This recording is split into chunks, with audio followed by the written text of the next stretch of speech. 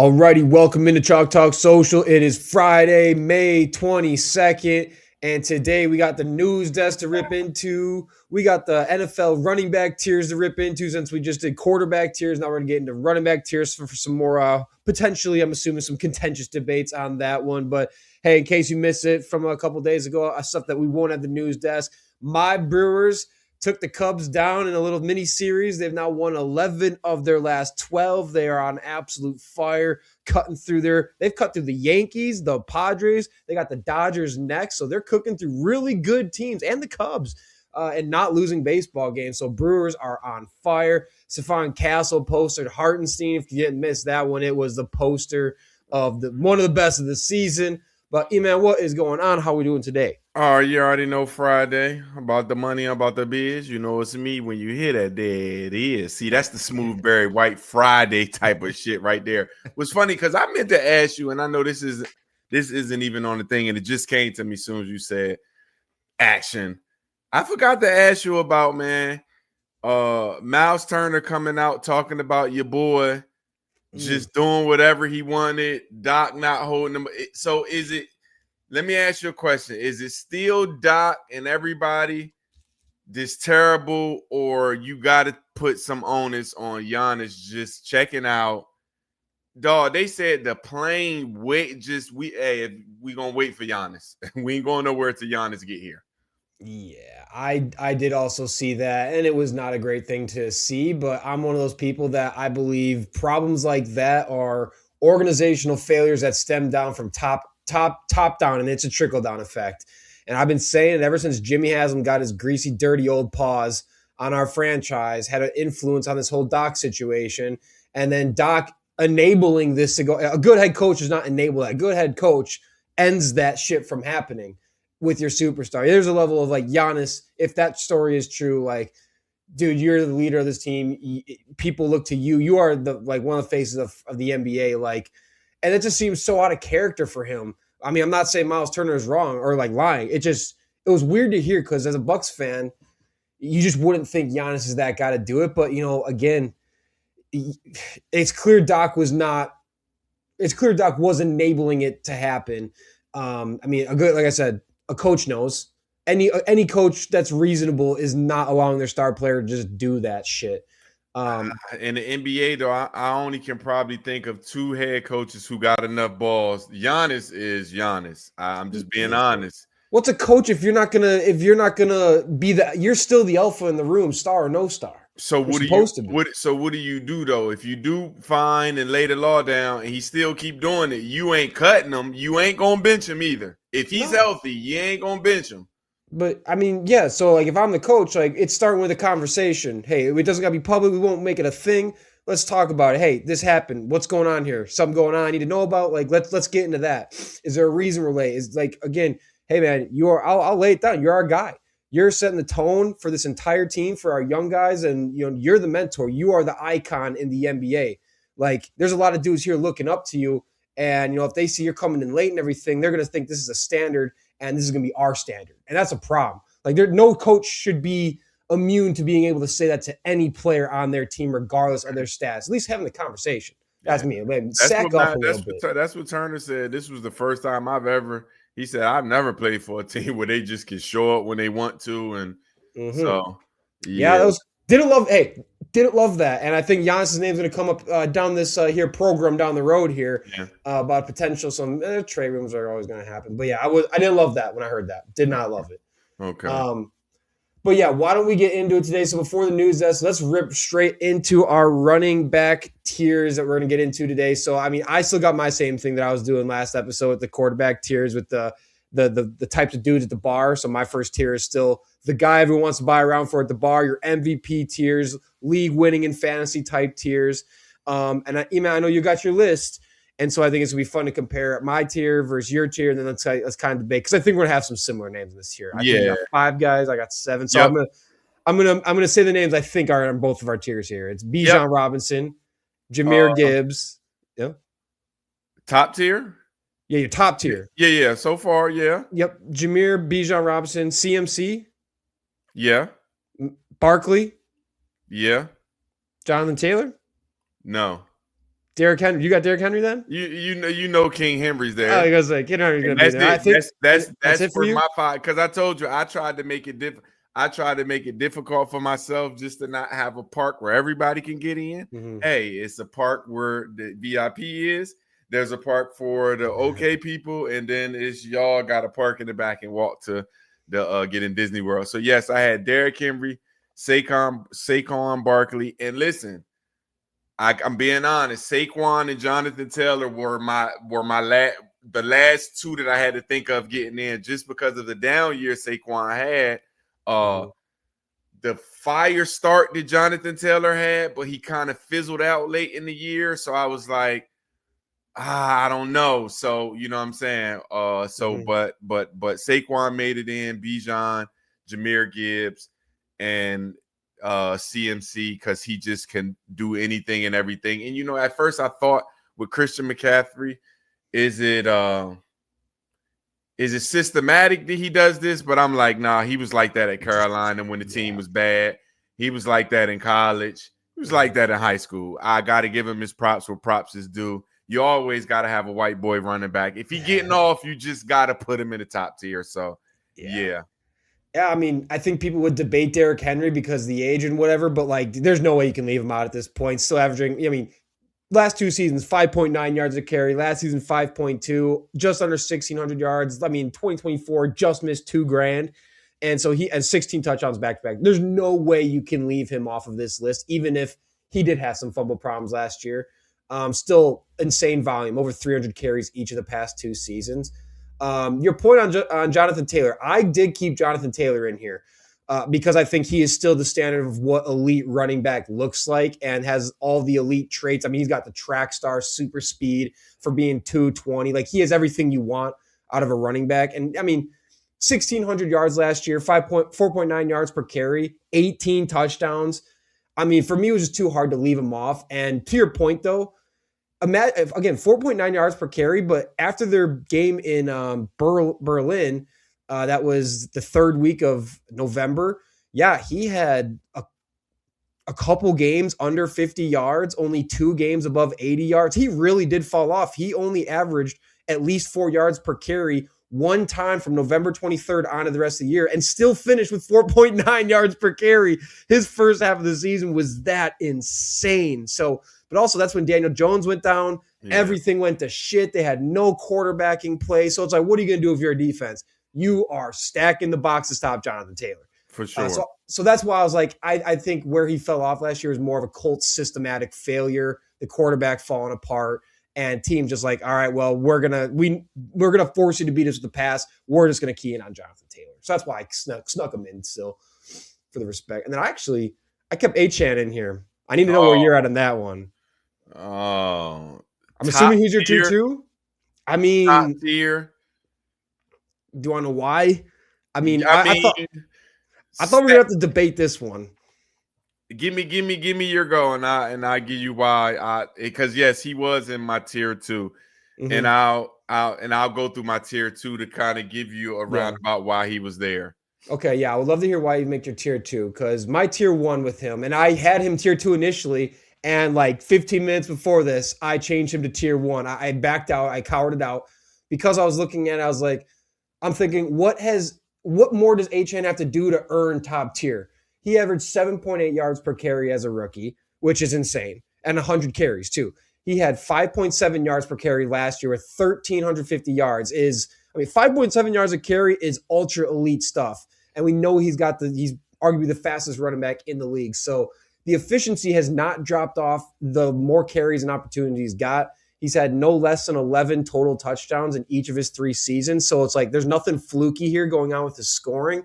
He just finds the end zone, receiving, rushing, 67 catches, then 78 catches in in the last 2 years. So the receiving production is still also there.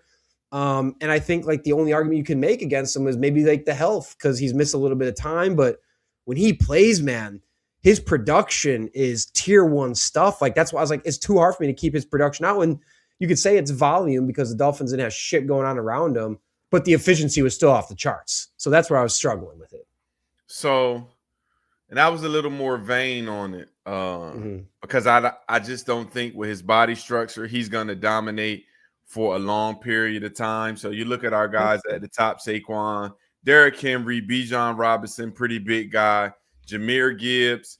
He's going on to his 4th year, I want to say now, and Christian McCaffrey been doing it for a long time. A-Chain to me, I just feel like he has maybe a year or two before his just decline because of his size, how much they use him. I just don't think he's gonna last as long. But that's why I put him in tier 2 with so I'll give you my tier 2 with Jonathan Taylor, Cook, who was also a guy that I just was like, oh my God, I'm leaving him out of tier 1, but somebody had to be left out. Kenneth Walker, I think now we're gonna actually see him in a 1 RB1 stance with the new team, and we'll see that he's legit. And then this was the kicker. I think Swift, to me, I just watched him play enough with Joey, like in Chicago. I watched him a lot last year. Him also having the share carries with Monangai. I thought Swift was in my 2nd tier. But yeah, I just think A-Chain, I just think his size is not going to be a running back that lasts. I think he's going to have 6 good years and be done. That's fair. I was kind of on the board. I think James Cook, like you, I put him in the top of my 2nd tier. Same thing. And I really wanted to put him tier 1. 1,600 yards last year, 5.2 yards a carry, 12 touchdowns. For me, the big reason I left him out is the 6 fumbles. Clean it up. But yeah, we can't be having 6 fumbles, sir. I don't care, man. That's not a good look. And I know, again, Derrick Henry had 4, but it was just kind of down the stretch there with Cook. He had the back-to-back game with 2 fumbles. Then he cleaned it up, but I mean, let's clean up that area first, because each year he's had some fumbles. I mean, he's 2 seasons with 1 fumble, 1 season with 3. So I left him out for the 6 fumbles. That was my big thing. The only thing to leave him out if I was getting super nitpicky. So you got A-Chan in there. You both got James Cook. I'm surprised. I'm definitely surprised to hear you got Jonathan Taylor in your tier 2, to be just totally honest with you. But I mean, I get how being selective you are. I get it. But I also, I take into perspective winning too. You need a running back who's playing for winning. McCaffrey, they were winning before everybody just got hurt. Jahmyr Gibbs the year before, they went on. Can you say that about Taylor though? The Colts were like the talk of the town before Daniel Jones went out, and then they started losing, but they were like top of the AFC at that point. He hasn't made the playoffs since he's been in Indianapolis. So I just think that matters. Emmitt Smith made the Cowboys better. Saquon Barkley won a Super Bowl for Philly. Derrick Henry makes Baltimore better, even in the clutch when we don't run them. But I mean, he was the guy. So I mean, I just think Taylor is. I don't like to call it empty calories, but some of his stuff is kind of empty calories because they wasn't winning a lot of games the year before, and when their quarterback went down, it was like, yeah, they don't have a chance. Let's just run them, and he's still so. You're saying, I mean, I think that's actually a good point. He has nothing playoff wise to push him into the upper tier. Is kind of where you're at. There's no playoff thing. I mean, if a quarterback, we're also looking at like playoff stuff. What are you doing in the playoffs for me? And yeah, Jonathan Taylor's got nothing to talk about in terms of his playoff data, really. So I can see that's a fair impairment to his. And literally, that's why Kenneth Walker made my 2nd tier, because he's the Super Bowl MVP. Super Bowl MVP matters. Yeah, then let's see where we line up on the rest of the 2nd tier then. So I got James Cook in there as well as you. So I think I already know you have H-N and Taylor in there, where I have them both tier 1. So 2nd tier, I got James Cook. You got Ashton Genty in there? 3rd tier. Okay, well, let's get into that one. Do you got Josh Jacobs in there? No tier. No tier for Josh Jacobs? Josh Jacobs didn't make the tier. Hold on. Okay. We're gonna, he's got it. He had 929 yards last year. He didn't even break 1,000. We got to talk about. Okay, you're a stat guy. You can't be biased because it's your guy, Austin. You are a stat guy. He was not in the top 15 in rushing. Was he? He I wasn't in mean, the top 15 in average per carry. I will grant you, it has not been his strongest in terms of his yards per carry historically over his career have never been good. And the Raiders, you could say, is because he was playing behind a lot of bad offensive lines. I mean, his 2 years with the Packers, he's yet to crack 4.5 yards per carry. That said, he's got 28 rushing touchdowns combined in just 2 years. I'll give you that he does put the ball on the ground a little bit too much as well, but he's also been a great receiving weapon for the Packers. He's averaging over 8 yards per catch. He doesn't score touchdowns, but he's been an efficient pass catcher with a very high completion percentage when targeted. So, yeah, I was struggling with He him. didn't I'm not have gonna lie. He was 1K in 17 games last year. Come 15. on. He played Oh, 15 15. games. Okay, played 15. And He played 15. 15 and only had 230 carries. He had a really light workload. So that was kind of my other thing. Like the efficiency wasn't there, but it was kind of like Jonathan Taylor for me. The Packers any Packers fan, any writer would tell you this. The Packers offensive line last year was constantly in flux. They really had no idea what in shit's name they were doing on the offensive line. And the run game just never got going. Josh Jacobs was missing time. He was hurt. He was banged up. We saw a ton of Emmanuel Wilson filling in for snaps. So I think last year was just that Josh Jacobs wasn't entirely right for me. And so that's where I kept him in tier 2 because I think he's still the tier 2 talent that had just a setback season. That's tier why. 2. And we talk he about was almost tier 3. I'm telling you. But everybody we named in the first 2 have breakaway ability. Like Josh Jacobs just does not have that big. He's a bulldozer, though. But he doesn't have that big running 20 yards or more, 25. He's not breaking an 85-yarder. Let's see. His longest run last year was 40 yards compared to. Yeah, it hasn't been much. I mean, everybody that's in tier 2, Cook, 64. I mean, A-Chain, 59. Who else? Jonathan. I mean. Yeah. I like him, but yeah, he didn't make a tier for me. Yeah, I mean, I can see it. Okay, do you have Chase Brown in tier 2? I figured he might be a debatable one. No Chase Brown. No. All right, so no tier at all. No, because I told you I just listen. I just think 15 running backs is enough for me to give props. Me doing 20 and 25 is just like honorable mention type shit. So my third tier is Breece Hall. Travis Etienne. Whoa. Finish up your second. So who was on your second tier in total then? Cook, A-Chain, Jonathan Taylor, Kenneth Walker, and Swift. You had DeAndre Swift in tier. Okay, I had him in tier 3 then. Damn, he almost averaged 5 yards per carry. He only had 200. He had to share the load with Monangai, who had 800 yards too. So I was, he wasn't tier 1. So that's why he was in tier 2, because he just had to share the backfield. And if he didn't have to share the backfield, what he would have been. So yeah, I mean, that's fair. I think I put him in tier 3 because, again, like if I'm thinking about my ultimate running back tiers, he's only had 2 years in his career where he's cracked 1,000 yards, and he's barely cracked 1,000 yards in each of them. Yeah, the efficiency was nice last season, but again, couldn't fend off a Monangai from eating up a bunch of his carries. Who's not getting his carries getting taken away by anyone is the guys that you mentioned in going this season, mentioned in tier 2. Like those guys are all going to be leading their running back fields with like no competition. Tier 1 guy, no competition. So that's why I left him in tier 3. He is nice. He looked really good. He's a weapon in the pass game a little bit too, but I kept him in tier 3 actually. And I know. So do you have Javonte Williams listed then? So let me tell you what I have. Okay, go ahead. I was gonna say, so I have Javonte Williams in tier 2. So my tier 2 rounds out is bigger than yours. Okay. Not talking downstairs, but hey, we won't have to wait. Pause. Oh yeah, pause. Hey, so I got James Cook, Kenneth Walker. We're there on that. Breece Hall, I have him tier 2. I kept Chase Brown tier 2 as well because he is just one of the best two-way threats as a running back. He had almost 70. I think he had 69 catches last year. 69 catches, 500 yards, 5 touchdowns receiving.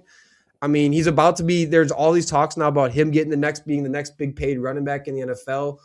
And then I actually put Ashton Genty in there in tier 2, especially with the Raiders' rebuilt offensive line. Kubiak in there. I think where he's going to finish this season is going to be tier 2 stuff. I think he's going to have a tier 2 season.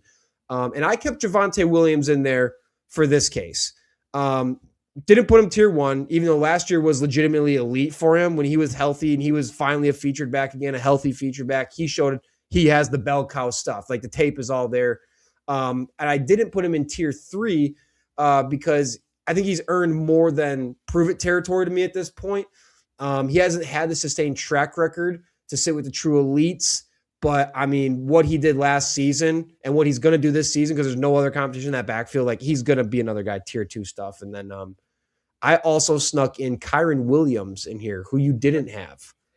So, I mean, I know you went down really slim on your running backs. You only had 15 total, but I'm saying Kyron Williams has earned a tier 2 status. I mean, his production throughout his career has been incredible so far, even outside of just fantasy stuff. I think the concern is obviously the upcoming of Blake Corum is getting more looks, and I'm a little nervous about that. But I mean, with Kyron Williams, I just lost. I had this pulled But up. people like him, I His left numbers out. are so Yeah, nice. but I also looked at so you regard Puka Nacua as top tier receiver. You think he's one of the best. Devontae Adams is one. I mean, Matt Stafford was the MVP last year. What running back in that system's not gonna have numbers? I mean, because you have to stop their passing game. McVay stat. So I just was thinking his numbers is based off because he's in offense where you have number one receivers who are unfucking stoppable. You can never. You got to think those other guys we named in tier 1. I've seen them go with 8 and 9 in the box and still be able to produce. Yeah. So, nobody's doing that for Kyron Williams. I'm just being honest. I mean, that's fair, but at the same point, like you could look at I mean, it wasn't ever really featured, but like Cam Akers was never overly successful in the Ram system. He was just, 4 yards a carry type of guy, didn't put up any crazy numbers. He'd have a pop-off game or two. But like, he was kind of I mean, outside of Kyron Williams, like they haven't had guys come in there to really push for his job in a long time until now with Blake Corum. So I still kept him in there because, I mean, back to back seasons with over 10 or plus touchdowns, over 1,200 rushing yards each of the last 2 years, and then again, like he's a big time weapon in the pass game too with 8 touchdowns the last 3 years. So it was just too hard for me to keep him out of tier 2. I think he's earned it at this point rather than like I need to see more from him to elevate him to that. That's where I go kind of finish with him. Yeah, my tier 3 though, like I said, I had Breece Hall, Travis Etienne, Javonte Williams, because like you said, he had a bounce back season. The Broncos kind of forgot about him. I mean, but injuries can slow anybody down. Ashton Genty. And the last one I had to put here, he hasn't even stepped foot in the NFL, but he's considered one of the highest rated running backs to ever get drafted. He's the highest paid running back is Jeremiah Love. I'm just figuring off what everybody's saying he's going to do. I'm putting him in tier 3 just for the future. I know I threw that wild card in there. He hasn't stepped in yet, but sheer talent, what he can do, what he's expected to do in the NFL, what he's projected to do. I couldn't leave Jeremiah Love out there. So he rounds out my tier 3. And I know, like I said, I probably left some good guys out. But everybody can't get in VIP, man. Just bad bitches only. Bad bitches only. That's all I'm saying. I think that's reasonable. I also had Jeremiah Love tier 3. I didn't even overthink. I think there's just no way to overthink that one. Some other guys I already mentioned. I had DeAndre Swift in tier 3. I think one that'll be. I felt pretty good about putting Omarion Hampton in tier 3 when I'm thinking about guys who they're still building credibility, but he looked really good when he was healthy last year. I know you don't like it, but like, I mean, what else? How are we going to put him lower? Like, what would be a tier under that? My next tier would be to put him in. Hey, hope to see more of him. But when he was playing as his fantasy football owner last year, I was incredibly happy when Omarion Hampton was in my lineup because he was a production machine for them when he was on the field. So yeah, but that's what I was thinking about Junkins too before he got hurt. If I would have had a bottom tier, a Junkins before he got hurt, a Chase Brown.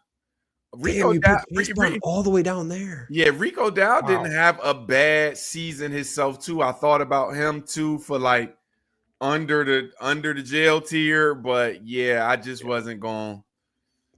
I end up with Rico Dowdle and Jalen Warren both in my tier 3. I mean, Oh Rico wow. Dowdle's coming off. I don't know. I mean, he's coming off what back-to-back 1,000-yard seasons. He stole the job in Carolina and was just one of the electric factories of last season. I think the problem for both of those guys is they both cap each other's ceilings. Caleb Johnson's kind of lurking around there to get his snaps and maybe work his way back into favorability. They're both legitimately really good. Jaylen Warren, we've seen how effective he is. He is no slouch in the NFL. And Rico Dowdle has proven that he consistently can be a very good running back himself, averaging like freaking 5 yards a pop last year. So, but the problem for both of them, ceilings cap. They're splitting carries no each way about it. Like you can't put them higher than that. I could see the argument for lower, but I also snuck in Travis Etienne. I felt pretty good about getting him into my tier 3 as well. Coming off one of his best seasons last year, I think 2024 was really ugly for him, and so I figured if you didn't have him there, it's going to be because of what it looked like before last season, where he got a reduced role in 2024. Now he's new staff, new team, things are rebuilding. I think it's a good fit for him there. And I think it's more of a shout out to like, all right, we saw it in 2025. He kind of looked like the ceiling was coming back, and now it's still there. So I kept him in there. I also snuck in J.K. Dobbins. Man, I didn't want to, but he had a nice season when he was on the field. Ramondre Stevenson to me was another tough one because especially with Travion Henderson. And Stevenson's not tier 2 because the fumbling is also just egregious with him. Like that's a knock in itself. But again, when he's been on the field, he's proven time after time. He's a legit 3-down back. He's got the size, the power, the receiving. It's all there. The ball security is kind of the only thing lagging with him. But he is definitely like a tier 3 talent who could push tier 2, I think. I also snuck in Chuba Hubbard, Tony Pollard, and David Montgomery to round out my the bottom of my tier 3. Yeah, and I'm gonna tell you too, somebody who it was more legacy that I thought about, but I said, nah, last year, Mr. Alvin Kamara, he was like a legacy guy that I was like, sheer talent, what he used to do. I was thinking about, could he make a tier? And then I was like, nah, last year production just didn't give me enough to say, but sheer talent at his peak, he's a tier 1 guy. I cannot. Oh, undoubtedly. So I just was, but he was somebody that I kind of wrestled with. Bucky Irvin, injuries last year. I think he's a guy, if he get more carries and more, but he's another small guy too. I'm not into the small guy. So he's a guy that I was kind of, teeter-tottering with. And my last guy that I teeter-tottered with. I was going to say Bucky Irving on that point. Like I had him tier 3 for the same reason. Because, I mean, his rookie season to last season was a drastic difference. And obviously he's coming off the injury. It didn't look good when he got back in there. And they just added Kenneth Gainwell, who's coming off the best season of his career. I was going to say he's going to have a substantial role regardless of, like, Bucky Irving's going to have to play so damn well to kick him out. So I think the situation in Tampa got really murky. But I think tier 3 for Bucky Irving reflects his talent floor rather than the upside here. Because I think the upside's tier 2 with him, but I think it's going to be really hard for him to achieve that. And his floor to me is tier 3. Who was your last guy in there? Did I thought about? Or you were going to list off one more guy. It was Bucky Irvin and see, I'm gonna tell you, and it's a guy that I've seen in numerous systems. I like Mason, and I know people talk about him, but when he was in San Fran, he played pretty good as a guy that came in, and then even with the Vikings not being the number 1 guy, I just wonder what he would be as RB1. Not, and granted, maybe his talent will never get him there. So he was a guy that I looked at because he's another guy that I used to put money on. He always hits your ticket if you put 40 yards for him. So yeah, he was a guy that I was kind of looking at that was down there. But other than that, I'm with you. Hampton, maybe he needs a little bit more. RJ Harvey, too, is not a bad. If you look at talent-wise and if you looked at the games he played, he's not bad in Denver. So yeah. No, absolutely. I mean, we're cracking in my tier 4 now because I went super psychopath, went too many names because I'm a freak. Tier 4, I like this guy. Hope to see more of him.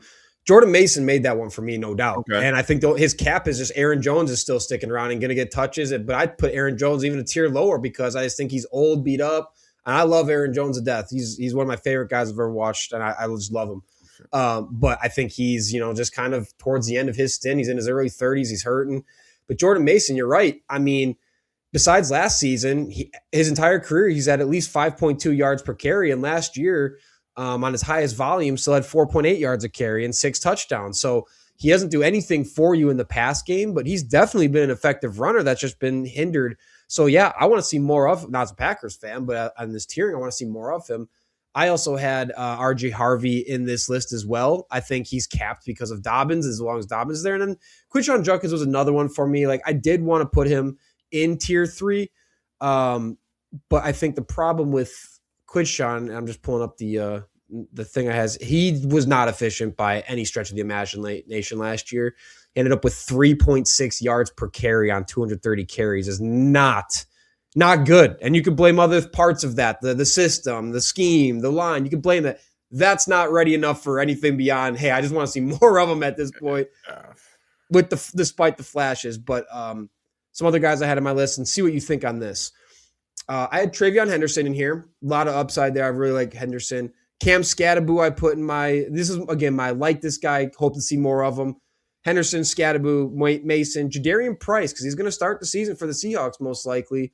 I also put Charbonnet in there because you love this guy, man. I put him in. Guy. I can't put him lower than that. I mean, Sharps was still a double-digit touchdowns last year. I don't know how you can put him any lower than that. Austin, at this you point. would have had double digits if Kenneth Walker got to the goal line and they said, "Austin, you're in. Come on, come on. You love that guy, man." Yeah, I mean, I don't love him because I think he is very much a one-trick pony, north-south type of running back. You're right, and he's not been that efficient. So that's why I have him this low into his career, and he's going into his 4th year in his career, and I still have him pretty far down here because he's never earned the feature role. He's always been a nice compliment. And I think Jadarian Price is the higher ceiling out of the two of them. I also threw Kyle Monangai in here, just the insane rookie season he had. I want to see more of that. I had Bob Merritt, Commanders running back. He's going to be their RB1. And I know they got Kaytron Allen in there who's going to push for snaps, but Bob Merritt's probably they lost Chris Rodriguez, so he's going to be the starter there. And then, I think that's kind of right. And I put Blake Corum in this list because of hearing a lot and reading a lot about he is pushing for snaps in the Rams system. He's been kind of underrated in terms of what he gave them last year and kind of what he's doing. So I snuck him into my tier 4 as well. I'm not mad at Blake Corum. He's a Maryland guy, St. Francis guy. So why not throw him a little bone? But no, he wouldn't make a tier for me. I'm just being honest. That's fair. Being honest. But I'm with you on a few of those. I do want to see what Monangai gonna do, because sometimes those rookies come in and they get hot and then they just fizzle out. So we'll see. Yeah, I couldn't give honorable mentions out. That's feel fair. Bad about honorable mentions. It's either you make the podium 1, 2, or 3, or I get you. No, I get you. That's maybe why I went Super Saiyan, so we could at least cover the rest of the guys who are around football. Because again, I'm just unwell in the head like that. So. How about this? Do you agree with all these? I know you're going to agree. My tier 5, avoid if possible. I got Isaiah Pacheco, Brian Robinson. He's on the Falcons sitting behind Bijan. I put Aaron Jones in my avoid if possible. Bayshaw Tootin and Chris Rodriguez, the Jacksonville Jaguars running back combo, that they're going to be splitting carries, compete. We don't even know who their starter is. So I'm avoiding these guys like the plague in this 2026 season. Yeah, I put quarterbacks ahead of some of those guys to run my football. Josh Allen, Lamar before I put Pacheco on them. So 100%. Yeah. And I would say, like, and the one guy I didn't touch on that I think is at least worth touching on is, I'm really curious to see how David Montgomery is going to go this season. It's why I had him in tier 3. Mixon's not there. I don't know how much they believe in Woody Marks is going to be the guy, but I mean, for me, the reason Montgomery wasn't tier 2, but also lower, like, one, hasn't been a feature back in years. He's been super dependable as a complementary piece, really reliable in pass protection. So that absolutely helps your stock in terms of if I'm doing a tier thing. But, we'll see if he can go to a Houston offense and fill a role. But I don't know if he's going to be a 200 carry back at this point. So I can't put him in tier 2. And tier 3 is, again, I think his ceiling rather than Bucky Irving. I think tier 3 is his floor. I think tier 3 is Montgomery's ceiling. I think he's going to need the volume. I'm not sold on the system, how it's going to work. Solid football player, up and down fantasy asset. I think he's going to have pop-off weeks, but also slow weeks. For sure. He's a guy that I think will have double digits touchdowns next year. Yeah. So absolutely. And in the future, I would love to hear your all-time tiers too. Because the few shock me how you see a running back. So I would love to, but we'll get to that later down. I think I could be more picky on that one. Yeah, we should do that though. Yeah, I would love to hear your all-time tier. And I think we'd have to cap it at 5 per and just set a hard. I'll play to your rules, cap it at 5 per tier. But I might still have to do 5 tiers because again, I am psychotic. I mean, but for all time, I think that'd be legit because the NFL's been around a long time. So I think 5 tiers for top of all time would be kind of okay. Let me ask you a question. Is there anybody we name you think could be an all-timer? On my top 20 all time? Top 20 all time. Anybody we name today? I think Derrick Henry has worked his way into the conversation for sure. Okay. And I think CMC is gonna be really close. For sure, Derrick Henry. Absolutely for sure, Derrick Henry. Okay. And CMC probably is on my top 20. Okay. Henry for sure I think is top 10 at this point. I mean, his numbers are gaudy all-time numbers. Is that who you would have? Those are two that came to my head, CMC. Just because he's so productive. He's just doing things that you just never seen done. And yes, Derrick Henry, because we had that conversation years ago. I think he's for sure one of the greatest of all time, just because. Actually, one of our first conversations was about is Derrick Henry one of the best all time? If you go all the way back on our social media history, that is one of the OG posts of this channel. so yeah. Okay. Yeah. No, we'll do that. I think it's a good idea. Someone need to send me a note on that. But all right. Let's get into our news desk then. Now that we've ripped through the tiering there. So news desk, first thing that happened up this week, I'm stepping in for Joey because Joey is not, he's working this week. So first thing, it's a little bit old news now, but Aaron Rodgers did announce 2026 will be his final season with, quote, "Yes, this is it." So he made the announcement Wednesday at Steelers OTA with the 3 words, "Yes, this is it," or "This is it." He turns 43 in December, entering his 22nd season, coming off last season with his highest completion percentage and pass rating since 2021 with 24 touchdowns, got the Steelers the NFC North title in a playoff berth. So it wasn't like it was a bad year, and he stayed healthy, and that was with no good weapons. So the Steelers have reloaded. They've put a good thing around Rodgers. McCarthy enters year 1, which likely influences his decision to stay around. And we've kind of been on this. It's kind of been like this is the it season for Rodgers for the last 5 years, it feels like now. So, Iman, are you buying, is this it for Aaron Rodgers? Yeah, I think he's kind of over the whole process. I think that's what a lot of these greats get. I think he could play like Tom Brady could probably play to 47 because when you're probably play right now, you just probably just godly gifted. Those things never go away. I just think he's probably over the process. He's probably a guy like Brady that they're gonna throw him. And I don't think he'll be a every Sunday on TV type guy because he's just weird. But I think they're probably wanting to throw him a lot of money because of the you never know what you get for Aaron Rodgers factor. But I mean, what a career though. I mean, just for 22 years, he's kept us entertained, whether he's going to be still one of the greatest.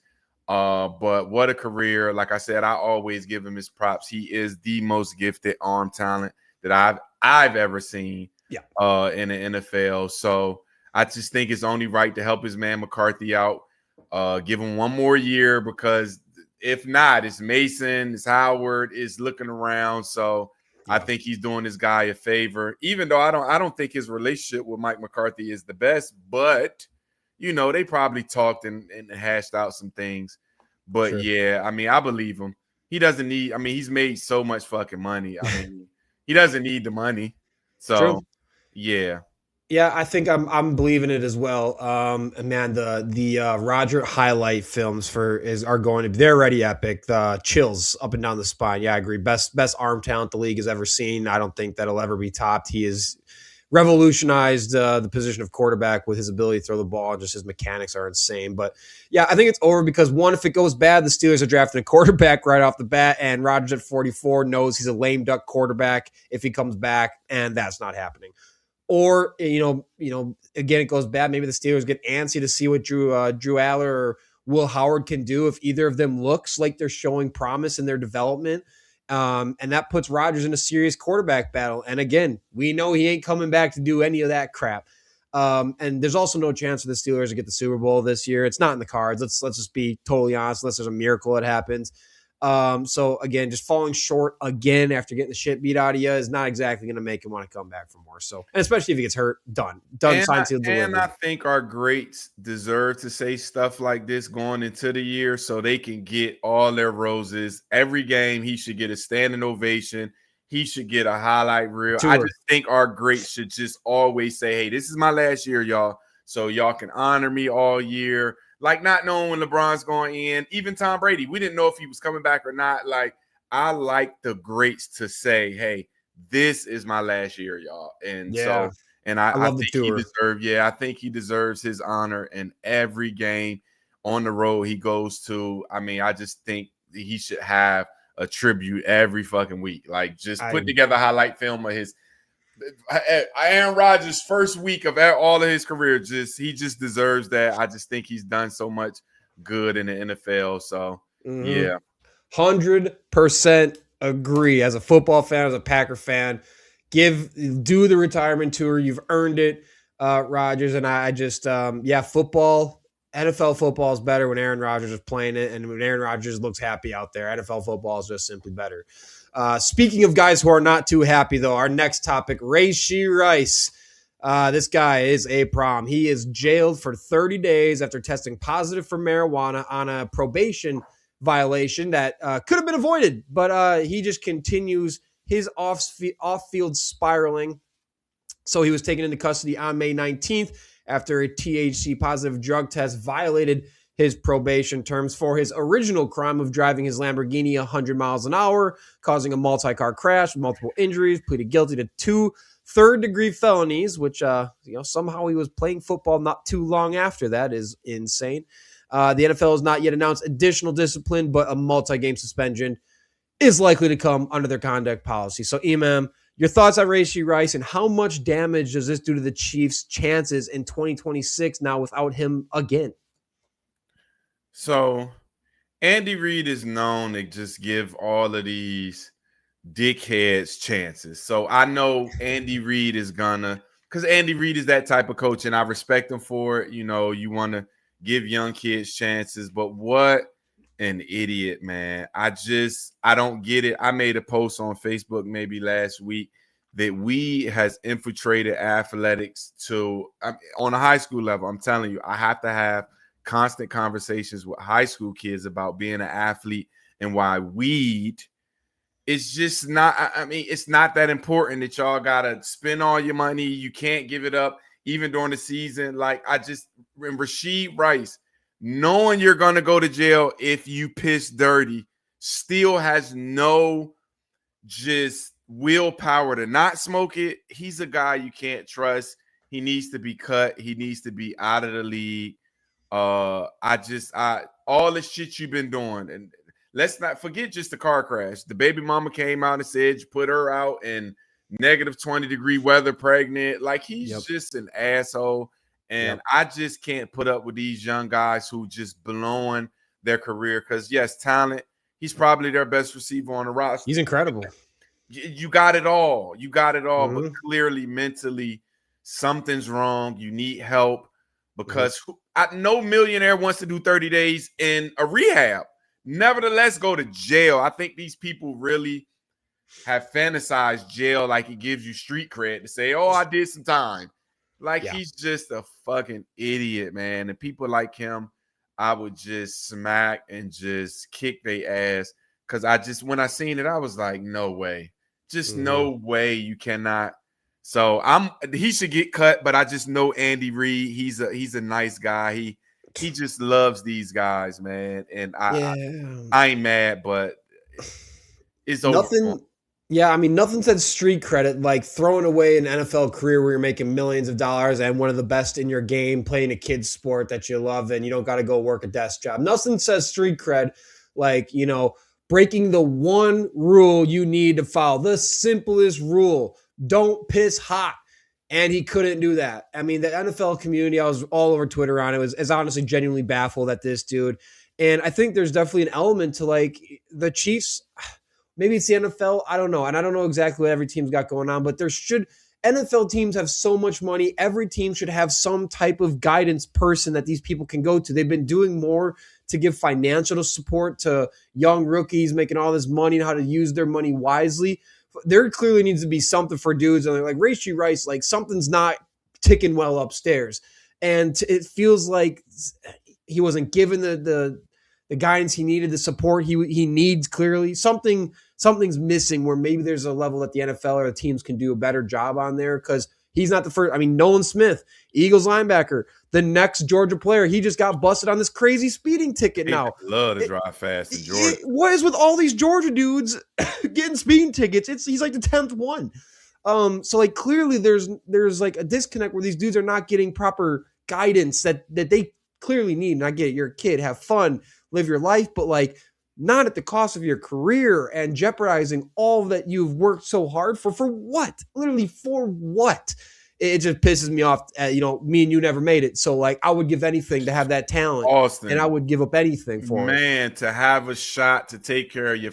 Because to me, I would just be like, once I make there, I would have to just sacrifice everything I love. And if I love weed or things that just was wrong, because I would want to continue to take care of my family at the highest level. Yeah, important. And not below sacrifice of years to get there, to blow over a 3.5 is just not worth. I mean, I just don't think it's worth it. But I mean, I do say this, when the NFL and coaches don't lay down the law hard enough, when these young kids fuck up, they figure like, oh, well, Kansas City need me more than me fucking up. Because last year everybody said they got to get Rashee Rice back. They need receivers. So he didn't really feel the discipline from the first fuck up. So and I'm with you. He needs some help. Clearly something's going on. Yeah, and if you want to shift it over to the team aspect, yeah, the Chiefs' pass game was not its normal self last season, and Rashee Rice being gone was a big part of that. And what they have right now on paper is even worse if he's off, because Kansas City's receiving corps without Rice for any chunk of the season is Xavier Worthy, who, he's got upside, but otherwise it's Tyquan Thornton, Cyrus Allen, and Nico Remigio. You could say who the hell is that to two or three of those dudes. Plus, you got a soon-to-be 37-year-old Travis Kelce. Like, folks, this is not a good situation for a team coming off of missing the playoffs, and Mahomes coming back from an ACL injury when his team is looking to get back on top rather than continue this downwards trend. Mahomes has, made it work with bad receiving corps, but he's not going to be getting reps with any of these dudes before the season to build chemistry because of his injury. And so it'd be crazy to expect the Chiefs are going to come out and have this fast start for at least the first 4 or 5 weeks, because Rice with this, he's probably out at least 6 to 8 weeks minimum, I would imagine. Again. And your next best option is Xavier Worthy and Tyquan Thornton. This is not good. Even with Kenneth Walker. Yeah, they're not number one. So yeah, Chiefs are in trouble, man. They're in trouble, genuinely. All right, next up, we got basketball, some NBA stuff. Jalen Brunson erases a 22-point fourth quarter deficit, and the Knicks steal game one in the Eastern Conference Finals from the Cavs in OT. His 22-point fourth quarter deficit, the Knicks 22. Jesus, the Knicks 22-point fourth quarter deficit was the largest deficit erased in a conference finals game since 1996. New York went on a 44-11 run to force OT. Man, if that ain't choking on the Cavs part, I don't know what is. Then they outscored the Cavs 14-3 in OT.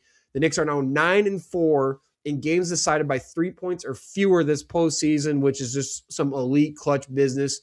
Brunson in the effort, 38 points, 5 boards, 6 assists. Now has reached 30 points 4 times this postseason, when the Knicks are 4-0. When he's done it, Knicks fans now rightfully convinced this team is going to the finals. Shoot, they might just compete to win the finals because their roster is healthy. All the parts are working together like a symphony, an orchestra, and their identity is dialed in. So, Iman, my question, Weird thoughts on the Knicks. One, but two is Brunson. Has he officially entered the convo as the best player in the East right now? I seen a picture the other day. Somebody put his face on the Captain Crunch box, and it said Captain Clutch. I mean, Yeah. first of all, I just think Cavaliers, what they got to replace Reggie Miller's face with everybody on that roster when he did this, the Spike Lee.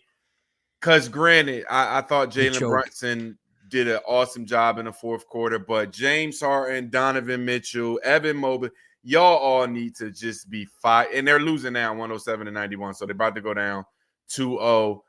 I don't think the Knicks won that game. I just think the Cavs just blew it. And the fourth quarter is where, because James Harden didn't have a good first three quarters, but those are the times where Donovan Mitchell and James Harden have to just close games out. And when you lose games like that, you just take all the air out of a team.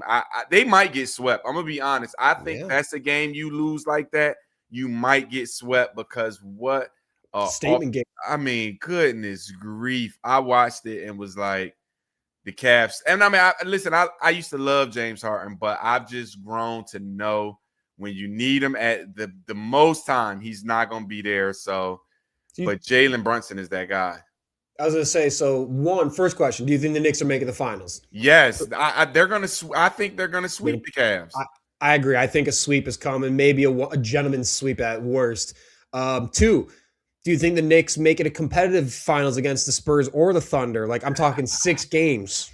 So if they're coming off back-to-back sweeps or one loss, I hate to jump series. ahead because I'm looking at the Oklahoma City and the Spurs. It's like a heavyweight title fight. Like they're going at it, and I think it's going to go 7 games. I think whoever gets in the finals are going to kind of be just limping in because they're fighting so hard, and the Knicks are going to be fresh. They're going to just be on just 10. They can get one because I'm just looking at this Western Conference because, I mean, I seen, and we'll get to it next on the news desk, but I just think this is going to be a heavyweight title fight.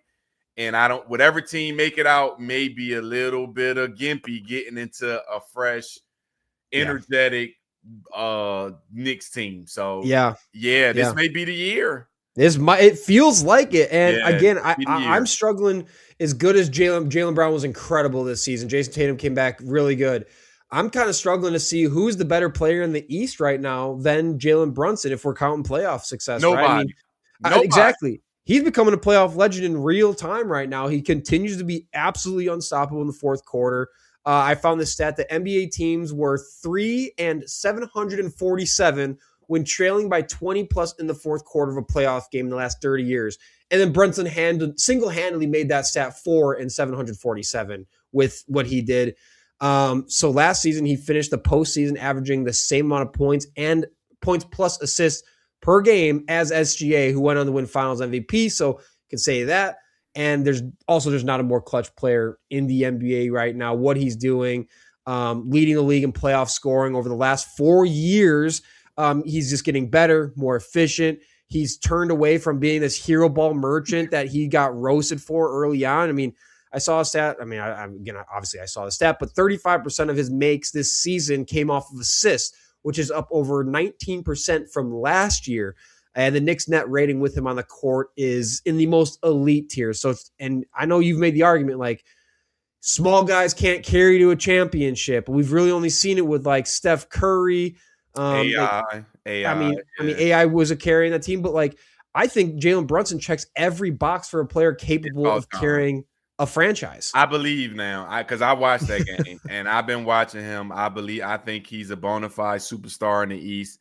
I mean, I don't see why you can put anybody ahead of him in the East right now. I mean, and he just can get to his spot like effortless. I mean, and James Harden never had good defense, but he would have. I mean, Brunson cooks everybody, so incredible. Just got to give him his props now. I mean, what does he have tonight? Let's see what he had tonight. It's got to be 30. I'm banking he's got a 30. Or it's not. No, he had a 19. He had 14 assists though. Goodness, Woo! he had 19 and 14 assists. Josh Hart had 26, Bridges 19, Towns 18, but 14 assists is unlike Jalen Brunson. So it's like I'm letting everybody else shine tonight. Yeah, y'all can shine tonight. Y'all got it, but that's a good team win. That's a great team win right there. I mean, that's what the Knicks are doing right now. It's like I said, it's a symphony right now, man. It's working great. Let's go over to the West quick. We got the OKC versus Spurs. So the quick update there, game 1, Wemby drops 41 with 24 boards in a double OT all-time game. San Antonio's game 1 double OT win delivered the highest viewership for Western Conference Finals game 1 in NBA history. Wemby and SGA traded clutch shots late in the game and then both overtime periods before the Spurs went on to seal it. So the Spurs really did steal game 1 from OKC. Then OKC game 2, they come back behind SGA, ripping off a 30-point bounce back game. But Jalen Williams, again, he's hurt. Dylan Harper, he got kind of banged up for the Spurs. So injuries are starting, like you said, Iman, they're starting to impact this series now.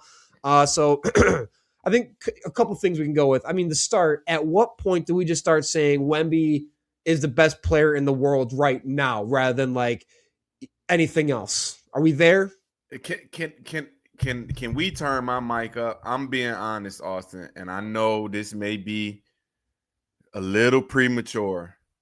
Wemby is the best skilled basketball player I've ever seen play in the NBA. I've never seen anybody his height do what last night. This guy missed a shot with his right hand, grabbed the offensive rebound on the other side of the rim with his left hand and tipped it. I've never seen people do what he does on the court. Now, granted, OKC figured out how to defend him in game 2.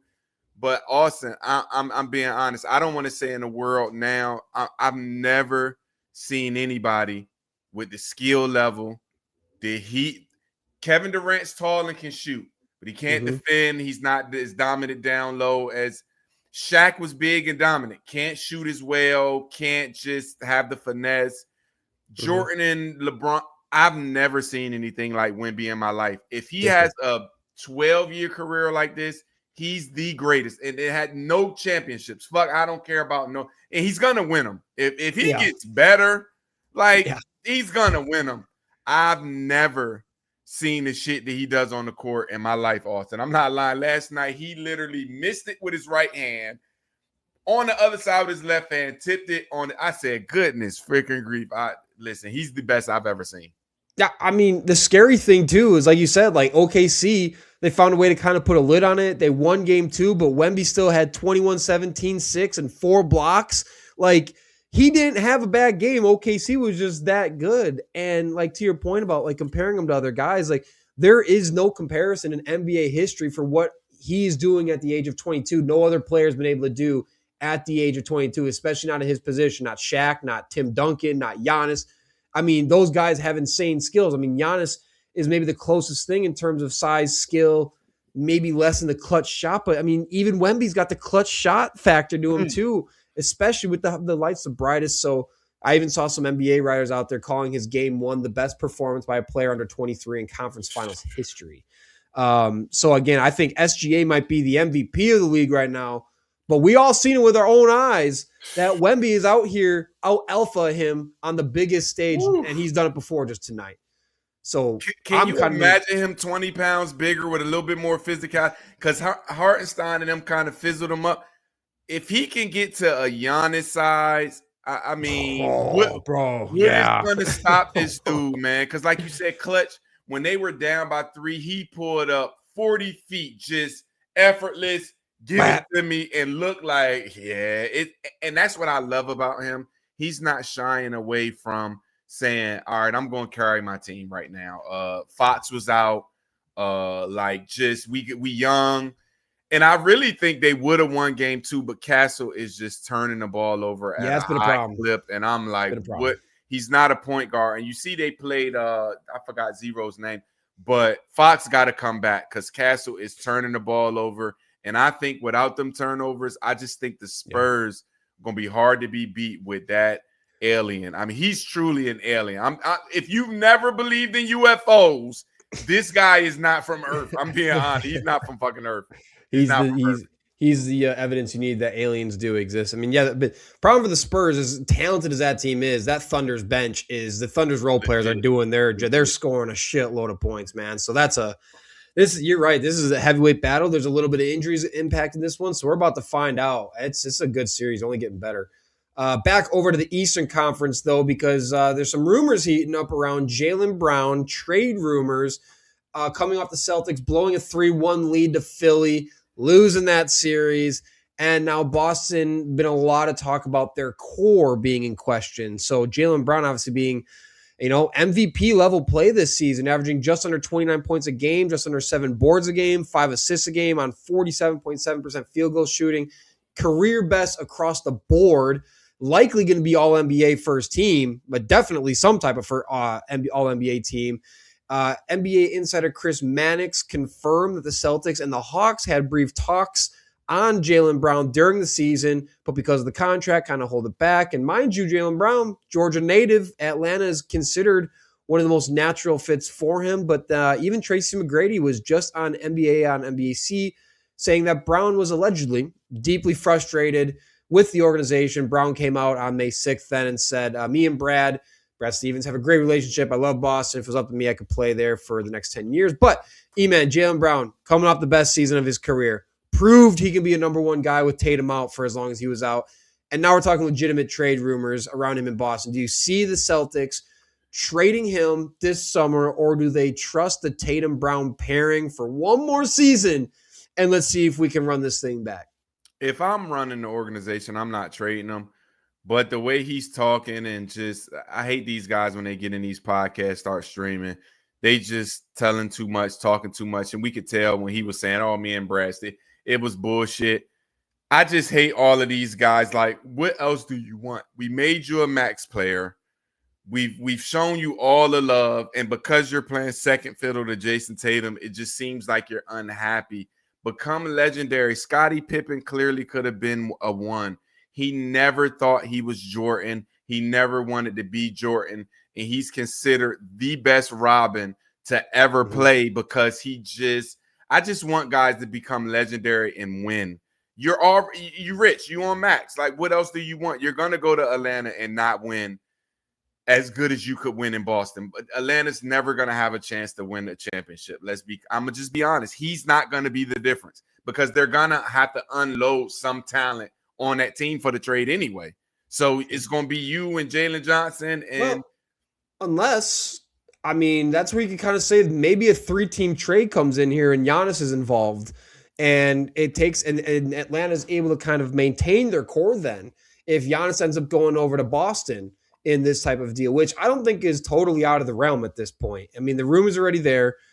Boston, if you did have to get rid of Jaylen Brown, well, what's the next best option? It's pairing Jason Tatum and Giannis would be insane. Like that is you could say that's scarier than Jaylen Brown and Tatum is having that duo then would be absolutely absurd. But So maybe Milwaukee not getting nothing, they're not going to go for that. They're going to be like, no, you're going to have to give us 3 of you guys over there in Atlanta and 1 guy from Boston because I don't see it happening, and I just hate this. I like people to just ride it out with their team and just see how legendary you can be because I just don't think Atlanta, he's going to win there. And I guess if he want to be the number 1 guy, I don't know. I'm confused with it. I'm just confused with it.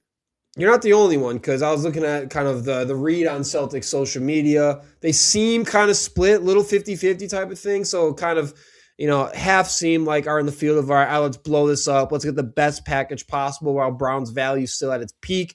Meanwhile, the other half is like what you're saying, like it'd be one of the worst decisions in franchise history when we got this guy who's incredible. We know we can win with these guys.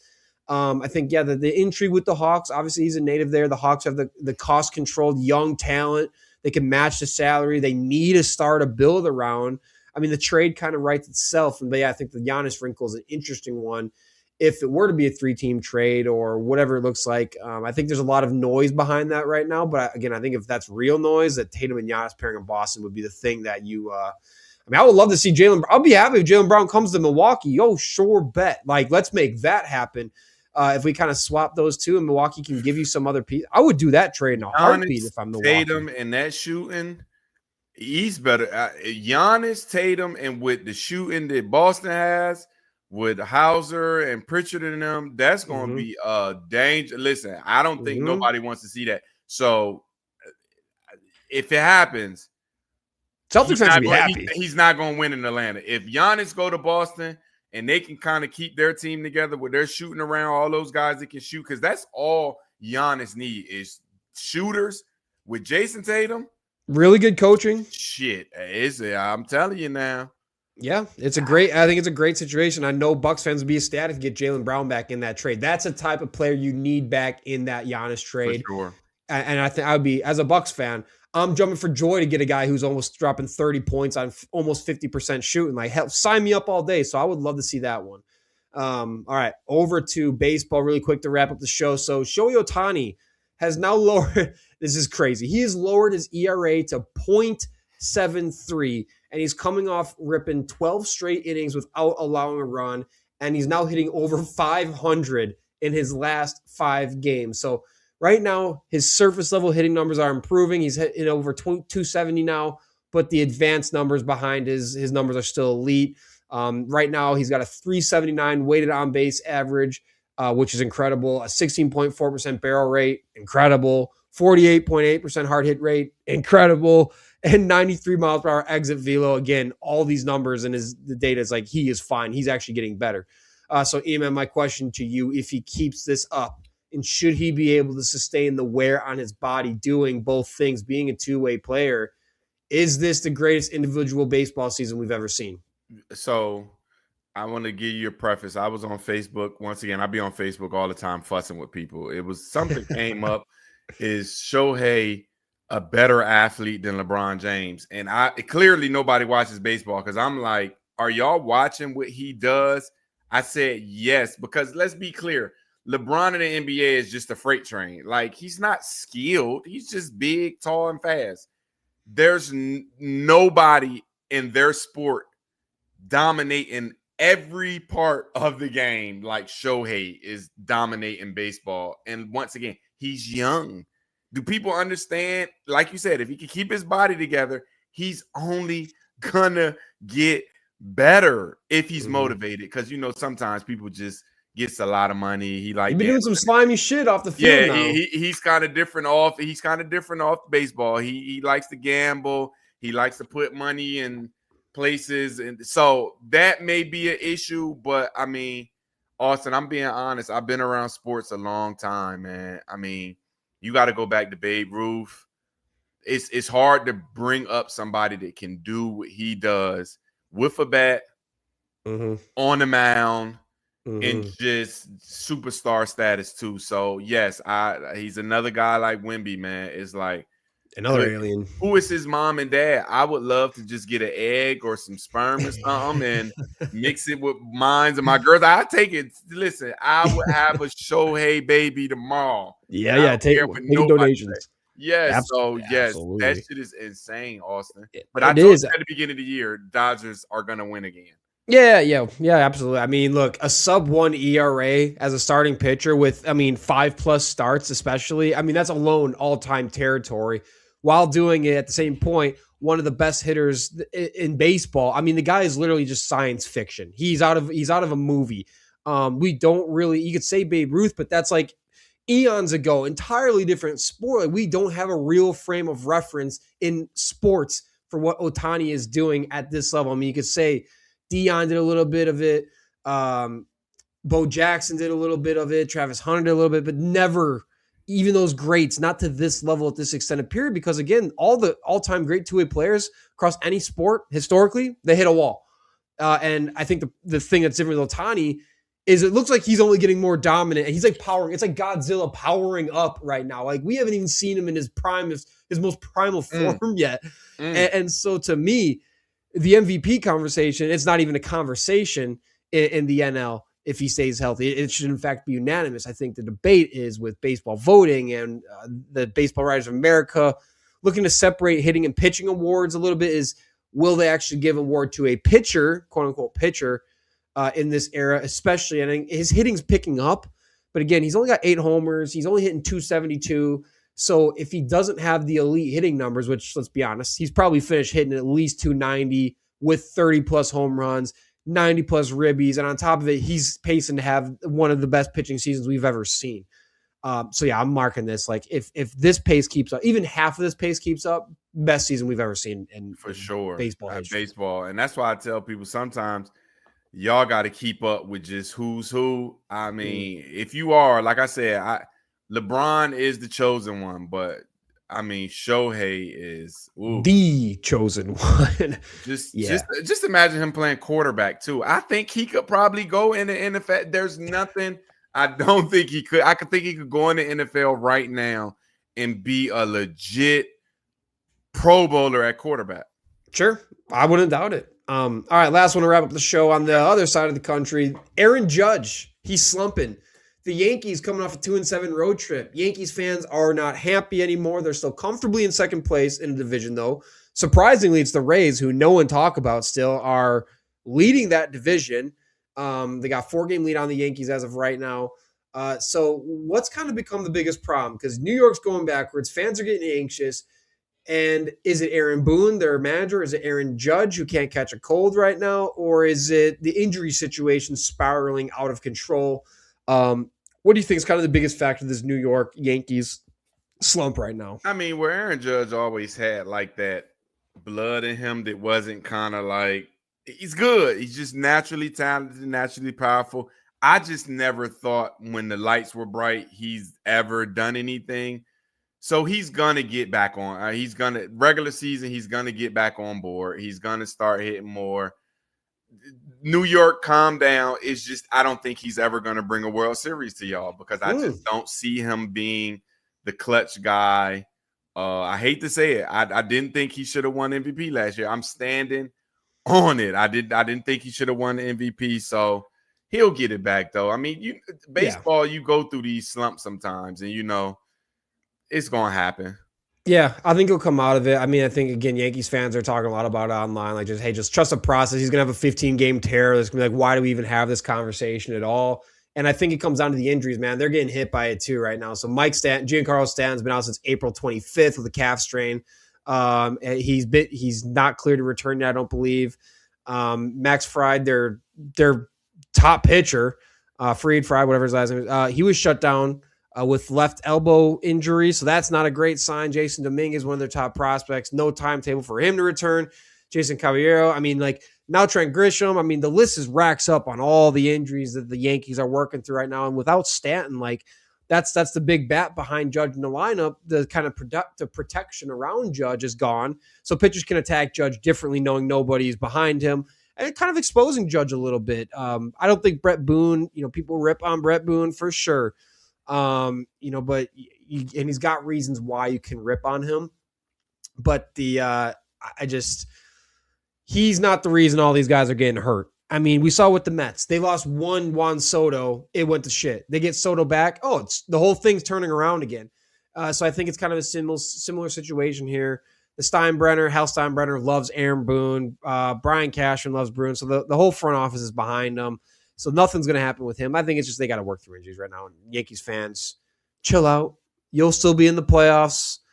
Aaron Judge might not show up in October, but you'll be around. I think he's just working through some injuries right now. That's it. Yeah, that's it. All right. Iman, anything you want to wrap up on? Are we good? Hey, any hookah companies want to sponsor this show, I'll smoke it on. That's why I'm not telling y'all what I smoke or what I don't smoke. It's hookah. But if anybody want to sponsor, listen, I don't do vapes, but I'll blow some holes on camera if you want to sponsor me. Send email out to your brand there and see what they say back in return. We can swing a deal. Yes, sir. I'll make something work. All right. Until next time, y'all have a good week and watch some NBA basketball, and we will see you back on Tuesday. See you later. Peace out.